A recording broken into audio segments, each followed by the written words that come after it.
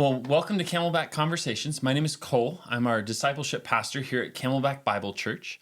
And today I am joined by Scott. You've probably seen Scott around. He's known throughout the youth group for hat collections and shirt collections. And, Yep. I think most of the congregation knows me as the guy in the hat. The guy honestly, in the hat. Yep. Ultimately. Which is, there's worse things to be known as. That's true. And That's so, fair. Well, what I thought we would do, so our purpose is to equip, to encourage, and to inform the congregation. And today I thought we could go through some of your story. Sure. Just reflect on serving here at Camelback, and then kind of what you got going on. And Okay. so maybe let's start there. Let's start with how did you come to know Christ, and Okay. then how'd you end up at Camelback? Everybody has their own interesting Camelback conversation. Sure. Okay, fair enough. How I came to Christ was, it's kind of the whole typical grow up with your parents type of thing, but not really. Because yes, they took me to church. They tried to pray with us all the time. But as a kid, at church, I would just go and play with my mom's dress and not really pay attention, not know what was going on. And ultimately, even in elementary school, I wasn't a good kid. Third grade, started cussing like a sailor. Third grade of all, it was just bad. It wasn't great. And I couldn't find any friends by any means. Just nothing clicked. So I did things to make friends, to try to fit in, to just wanting something, It wasn't until sixth grade when I went to I had the choice between private school and public school, and public school did not treat me well by any means. So I was like, it's time for a change. Let's see what happens. Went to a private Lutheran school and had theology classes, and something just clicked. It was one of those, there really was a 180. From fifth grade to sixth grade. By the end of sixth grade, if anybody who I went to Hopi with saw me at the end of sixth grade, they wouldn't recognize me. And I'm just lucky and thankful that that it happened so early on and it happened so substantially that it really, as a young kid, I could see it. Because I ultimately would not be here. And I'm being serious when I say that, if I hadn't found Christ. Yeah. Seriously, that's how bad it was. And just finding myself in Christ, I started to make friends and build a community and understand what it meant for people to actually accept me for who I was in Christ. And that was huge. Yeah. So you accepted Christ, Yep. and then still lived here in the valley. Yep. So what brought us to Camelback? How'd we get there? So after college, I went to university in Irvine, California, and I stayed there. You worked at Disney you worked at the House of Mouse for a little bit. I went to House of the Mouse, sold my soul to the mouse. I worked as a Jungle Cruise skipper. After college, I stayed in California. Mistake. It was very expensive to live there. And I wanted to come back home. Mm-hmm. But by that point, everyone who I'd made friends with at that point, gone elsewhere, college, different directions, so on and so forth. And the church I was going to, I love it to death. I love the pastor there. We're still good friends. Love everything about that church, but there was no one my age, maybe one person my age. And I needed a community. I needed Bible studies and people within my age group to connect with. And ultimately that led me to Camelback because you guys have an amazing, diverse congregation here.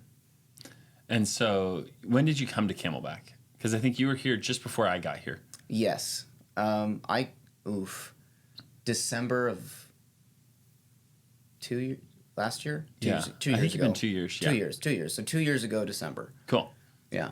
And then, so you came to Camelback. You've got plugged in with people. Yep. You and Isaiah are thick as thieves. Thick as thieves. So you've been working for us. Yes. Right? So for those who don't know, you've been working, building grounds for us, helping set up things. Like if they show up in a room, there's a good chance that you probably set that up. Yes, there's a chance or that you had I've a touched hand it in that. somehow. Yeah, Yeah. And in some so, way. and you've helped John Rich with, all kinds of projects. You and Elliot will be out there digging holes, fixing leaks, and so as you've served in that way, what's been some of the most surprising things that have happened?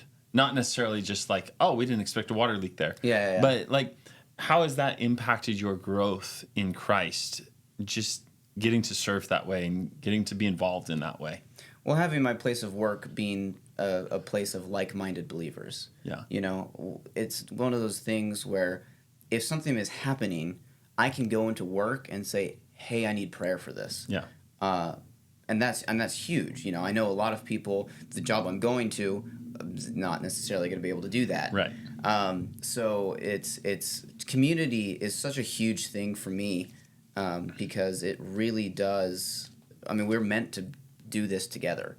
So for me, it's just coming in and being able to openly be in my faith. Yeah, having a place to be able. I was in a men's ministry meeting earlier, and one of the guys talked about women talk face to face, men talk shoulder to shoulder. Okay. Right. Yeah, And well, so, yeah. So there's those hours of getting to serve, and that impacts relationships. Oh, totally. Right. Like there is something different to we went through it together. Right. Like I know you and Isaiah have had a ton of late nights.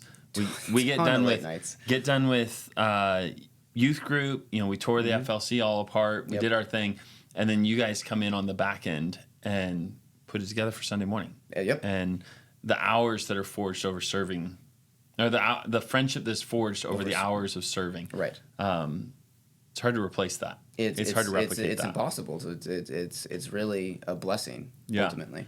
So you've also been helping us with youth group. Yes. Which we had our final, at the time of recording this, we had our last, I don't feel like youth group stops. Right, but it's like the official... the school semester youth group meetings. Sure. The official, whatever. But we just had our last one of those. So what was something you enjoyed about serving in youth group? Like serving with these kids, being with these kids, what was your favorite thing that you got to do? So... And you can have a couple. We won't. Okay, cool. The thing that comes most immediately to mind is I got to work with the middle school boys. Blessed are you. But yeah, okay, but like you say that, but really they are fantastic. fantastic kids, and it's like as a theology major, I will sometimes go a little bit further into it, and they just eat it. They were so willing to learn and listen, and to get them to the point where they weren't just praying for like, oh, I have a football game tomorrow. Mm-hmm. We had actually got people like, hey, I've been struggling with this or whatever, and we got deeper and connected, and going to their play performances outside and just really building a connection with them. That was awesome. And the one guy in particular, I met and brought him to youth group. Yeah. He came up to me on the last day and he gave me a hug. He said, "Thank you for starting this." Yeah. I'm like, "It wasn't me, man." Yeah, and it's such simple moments of love, right? Yeah. Like, but it's slow too. Mm-hmm. Like none of these kids, we're such a quick fix society. Right. We want to microwave it. We want to like, how fast can I get this taken care of? Right. Like, and so the slow process of like youth group is like a crock pot. Right, it is. Like, it's a pressure cooker. Yeah, and it just takes time, and you got to let it marinate. Yep. And but they watch those little things, and Yep. no, I think it was a good year. It was a fun year. Oh, it was a fun year. It was wild, great. but it was fun. It was wild. But I really think that at least my boys, they grew a lot, and it was so awesome to see. One of my favorite moments was because we usually play a game and things like that. We were playing Pictionary. It's towards the end of the year. Yeah. And I may have rigged some of the Pictionary things. Of course. And Yes. the cue was Scott's hat collection. Yeah. And your team got it, and it was maybe one of the fastest things that they got the whole time. Like, I was the one who yelled it out. Yep, they and when they heard it, they all went, "Yep, that's about right." Yep. And so, yeah, the kids loved you. The kids loved getting you working with them, getting help. Like I think a big thing you did was let the kids help set up games. Like if we were doing 9 Square, it wasn't always set up when they got there. Right. Like, hey, Paul, come, or whoever, help set this up. So let's talk a little bit about what you got going on. So you've been on quite a little career journey. I think, and I'll let you kind of give the overview, but how about that? Let's start there. So what's been going on for the last year?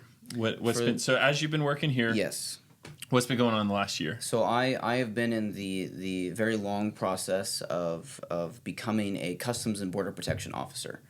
And that is a long process. It is a federal government position. It's a Homeland Security position. A year ago, one of our first conversations was, I'm applying for this. Yeah. And I think you had literally just put your application in. Yes. Like one of my first weeks here.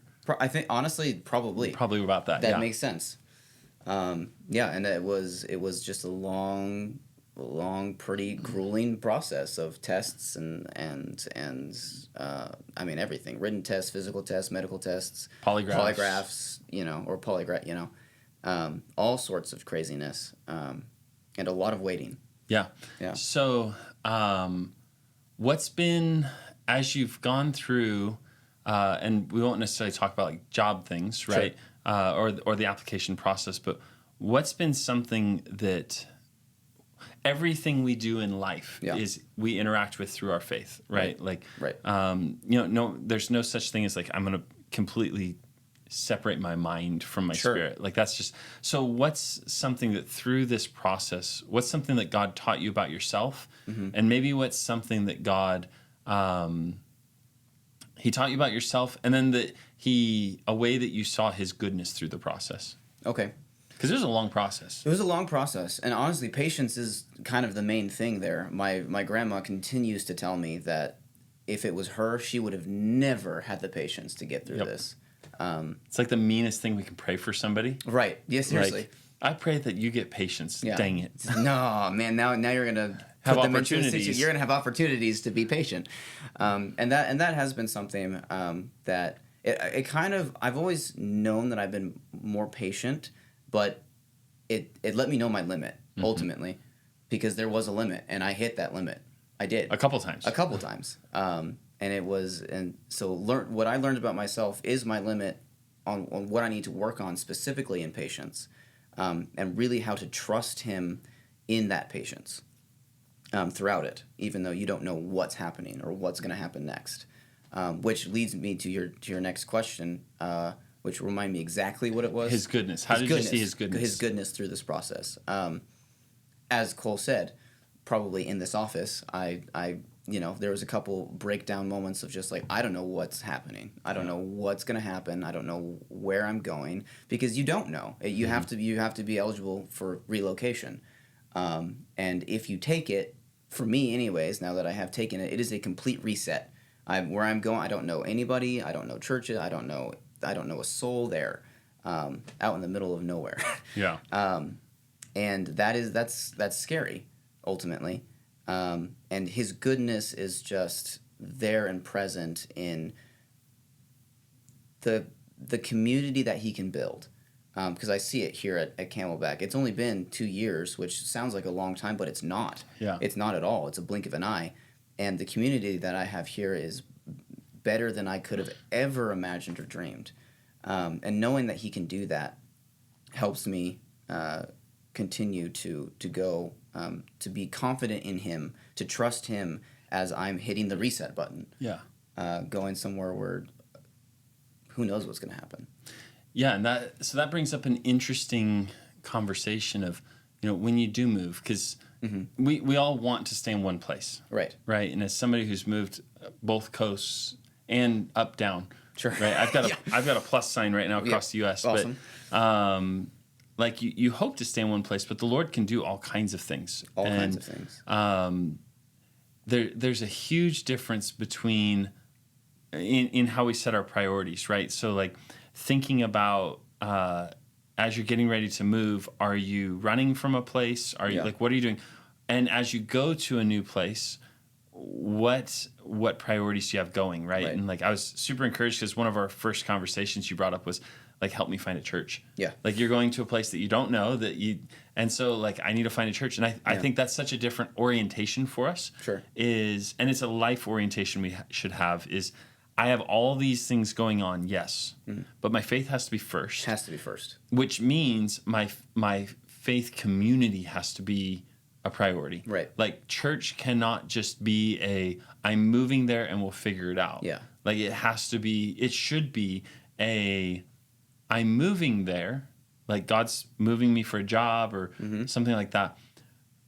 Is he moving there or is he sending me? Right. Right. And this whole process has taught me the new, like the more in-depth definition of "here I am, send me." Yeah. That's just And whole so- new understanding of it. And so as he takes you there, like looking to go to a new church, Yep. looking to find a new community, I think kind of in this conversation, encouragement I have for you and for others as well Sure. is to not approach churches through the lens of, do I fit here? Right. Right. Or does this place fit me? Right. But I want to serve. Right.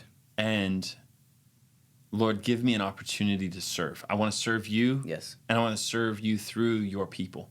And so just encourage you to, and you've exemplified service here. So I'm having no doubt that you're going to serve Thanks. there.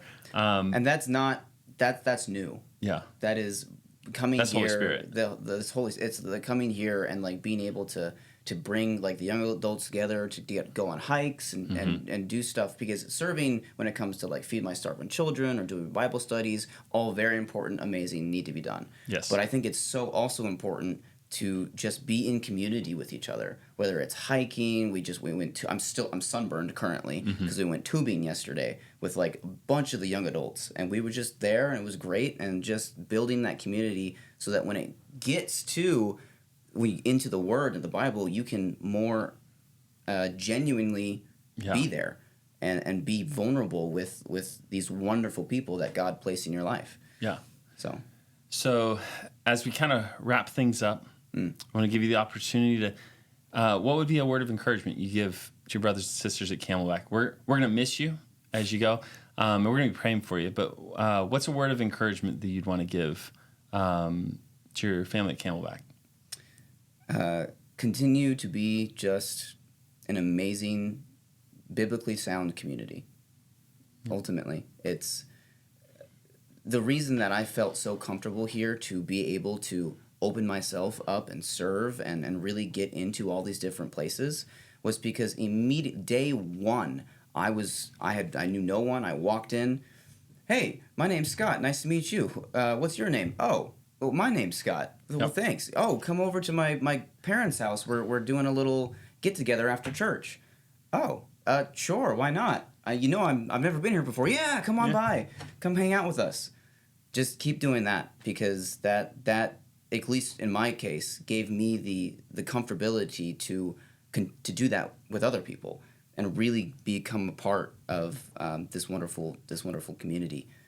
Continue to do that. So it's that thing that's like, don't be afraid. If you do it first, that helps other people do it.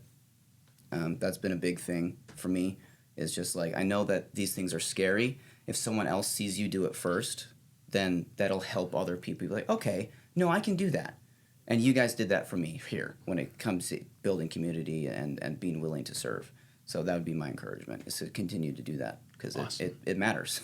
No, absolutely. Well, Scott, thank you so much. Absolutely. We love and appreciate you. We're going to be praying for you as you go here in a couple months to your next step, and at least next couple months from the time of this recording. Right. And so, yeah. But yeah, we appreciate you, and we appreciate the heart that you've served with. I appreciate you guys.